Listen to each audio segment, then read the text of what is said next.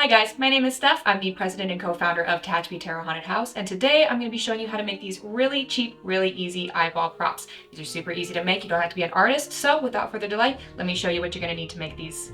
Alright, so our materials list is pretty straightforward, pretty inexpensive. Right here I just have a scrap piece of foam, and that's just going to be used to hold our eyeballs so that we're not handling them and so they can dry. First things first, we need a base. This right here is a box of 1-inch styrofoam balls. Ours are from Amazon. They are really inexpensive, really lightweight, really easy to work with. Next up, we're going to be grabbing some sandpaper, low grit, don't need much, cotton swabs, toothpick, 1 per eyeball, depending on how many you're doing. You can also use a brush in lieu of the Q-tips. I kind of go back and forth. And then very important is we're going to be printing out some irises, and you can really just find these on Google. All I did was Google human printable irises. And then we're going to need just a few inches of red yarn. Again, not very much. You're going to cut them into about 1-inch pieces. 3 or 4 of those per eye should be plenty. We're going to need 2 kinds of ModPodge, just your regular standard ModPodge. You can probably use Elmer's glue as well. And then you're going to need the super gloss on top of that, because that's what's going to make it look shiny and gross and wet. You're going to need 2 colors of paint, and this is just the cheap apple barrel. That one's gloss, it doesn't need to be. Real blue and white. And what you're going to do is get yourself a little cup. You're going to mix just a couple drops, and it's real watered down. I add a lot of water to that until it's almost like an inky consistency, kind of a wash, very drippy, because we don't want much color where we're going to be adding it. And then lastly, this is a very optional step. I really like adding it, and that is a UV resin. I'm only doing this on the ones that are going to be very visible. Otherwise, I'm just sticking with the ModPodge gloss. So that is all of our materials, other than, maybe scissors for cutting out things, very basic stuff. So let's go ahead and get started. You're going to grab your eyeball, find where you want the back to be, and just pop that toothpick right in there like a little lollipop. Grab your sandpaper, and where you want that iris to be, you're going to slowly, carefully buff that down to about the size of your iris, give or take. You don't want to go too crazy with this. Yeah, so you can kind of see just flattened a little bit. After you sand that down, you're going to grab your watered down blue paint, and you're going to go in almost, you can leave a little ring of white where the iris is going to be, and you'll see that this is not a particularly neat pattern. I'm essentially just swirling it on. I'm going to take the clean side and tap it off. You can even use your finger. One thing I forgot to mention, you might want to have a glove, a latex glove for your working hand when we get further into the Mod Podge, because it gets a little bit messy. I'm just swirling this on, and not any real pattern, tapping stuff off. What we're looking for is kind of a mottled effect, because if you look at your eye in the mirror or any other human eye, it's not pure white. There's a lot of this like kind of grayish blue, and what this does is it just kind of lends to that translucency. So there's that. I could go heavier on some of them. I go heavier. This one we're going to go kind of in the middle. Pick up your Mod Podge. Pick up your cutout iris. It'll stick to everything. You're going to lay down a healthy amount of this Mod Podge right on that center part that we sanded down flat. Almost a little bit of a pool, because it will dry eventually. I'm just going to lay that down right on top. Smush that in. This is where I prefer to use a brush. You can still use a Q-tip. It's not a big deal. You're going to pick up some more Mod Podge and just go right over the top fairly delicately. And we're going to work this in for a few seconds, because what is happening here is the paper is slowly absorbing that Mod Podge. It's getting softer. It's getting more malleable. It's going to form to those curves a little bit more. The edges will start to lift a little bit as it dries. Keep an eye on it. As it starts to dry, it gets stickier, and you can go back in and tack it down, and it'll hold a little bit easier. All right, we are back. I have a glove on my working hand. I probably should have waited until after this next part to put it on, but that's fine. Grab your yarn pieces, and all we're going to do right here is start to pull them apart. And it should come apart pretty easy. They're very small pieces. And I'm going to keep pulling this apart until it gets really, really fuzzy, and there are almost no distinguishable pieces. Like that right there is a little bit much for me. So I'm going to keep pulling. It's not really a wrong way to do this. That's what's nice about all this is it's kind of hard to mess up. It's still going to look cool. So you see, nice and fuzzy. You can have a few chunky pieces in there. Sometimes that is interesting, but for the most part, I like it to be really fuzzy. I'm going to do a little bit more. I think I'm going to do one more piece, just to have plenty to work with. So let me tell you, it's not fun to try to go back to this when there's Mod Podge on your fingers. And the nice thing about these two with the Q-tips, not the Q-tips, but the toothpicks and the foam, I've been working in batches of 10 of these. This comes with a box of 66, And I'm going to be making at least that many eyeballs, possibly getting a second box because we have a scene this year in the haunt that needs a lot of them.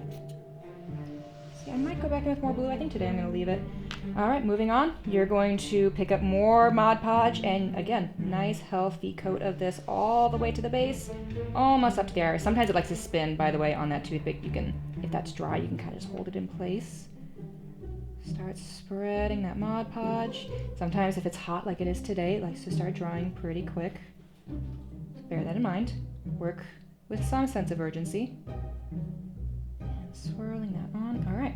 Now here's where a little bit of that magic happens. You're going to take some of your fuzzies here, just a little bit at a time, depending on how heavy you want this to be. And you're just going to lay it on. Now veins, if you look at your eyes, they're all going to be pointing up towards the iris. So some of them will go a little bit parallel to it, a little bit horizontal, but for the most part, you want them all heading towards that iris. Now, these are not perfectly and anatomically correct. Don't come for me in the comments, but you want it to be close enough. And you're going to slowly tap in. See, this is where that glove comes in handy. It gets pretty sticky, especially when you're working with big batches of them. And just adding it bit by bit. I think that's going to be good for now. And you're going to gently start to tap it in. Now, you do need to be a little bit delicate here because sometimes it'll just want to pick up on your finger rather than staying on the eyeball. You want to get most of it on there. And again, this is where I do prefer a brush over a Q-tip, but work with what you've got. And picking up a little bit more Mod Podge, very delicately, just starting to lay it down. And remember, Mod Podge does dry clear, so even though it looks like it's covering up some of these cool veins, it will dry wonderfully clear. Just keep laying it down. I try not to have it go on the iris. It's not the end of the world if it does, but I try to keep that mostly clear. Tapping, tapping, tapping. You see all these neat little strings happening naturally. You don't have to paint them on. You don't have to be artistic with this. And you have a decent amount of working time. You can kind of just keep going. And you can continue to add more veins. You can add less. In my case, I've been doing all kinds of varieties. Some are maybe not a very clean pull. Maybe there's a little bit of trauma involved there. And then some look pretty fresh. Minimal blood, minimal veins. Get creative. Like I said, there's not really a wrong way. It's still going to look cool. And you might notice that there are still some little fuzzy bits hanging off because it is really hard to lay those all down. That's not a huge issue because we're going to be coming back in with gloss on top of that, so it doesn't need to be perfect. Get 80 or 90%. Now, not too impressive looking at the moment, but pop it back in your foam, let it dry for about 20 minutes, and then move it back. All right, and we are back. You can see the difference now that it's dried. It got a lot darker, a lot more vivid. And the last step is going to be adding that Mod Podge Super Gloss right on top there. And we're going to do the same thing as our other Mod Podge. We're going to pick up a healthy amount of that gloss. And I usually start right in the middle, just laying that down. And because you got that toothpick, it's kind of neat. You can just twirl it right on.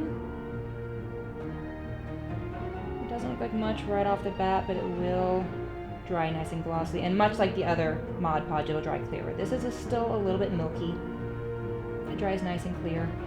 You can use any gloss medium you like, but I've been really liking the Mod Podge. It's inexpensive and it does a pretty good job for what it is.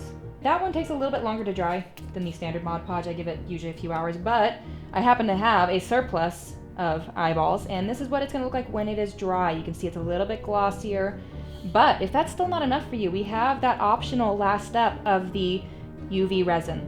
All right, we've got our UV light. This is just meant for nails. It's very inexpensive and it fits perfectly, which is nice. Now, I don't do this step on every single eyeball that I do. It really depends on where it's going to be going. So the ones that are going, for instance, in a jar, I'm not going to bother with resin on them. But if they're going to be really prominently on display, I do like this effect. And I'm going to add it just to that iris. You can add it to the whole thing if you want, but I'm cheap. So it's just barely covering. You see how it has that nice dome, and then you just pop it right underneath for like 30 seconds. It doesn't take long. You can make huge batches of these. Like I said, we have a lot to fill our scene this year for Tatchby Terror. This is a good lesson of what not to do. You see how it kind of started to dome on that side, but it's still pretty cool looking. So that's it. That is how you can make 100 plus inexpensive eyeballs for maybe 10 or 15 bucks. I think the box of 66 was something like $5. It is very cost efficient. It is very time efficient, both of which are very important to haunters. So I hope that this was helpful for you guys. I hope you're able to make lots and lots of eyeballs. I hope that this made your life a little bit easier as haunters or cosplayers or just Halloween fans in general. Happy haunting.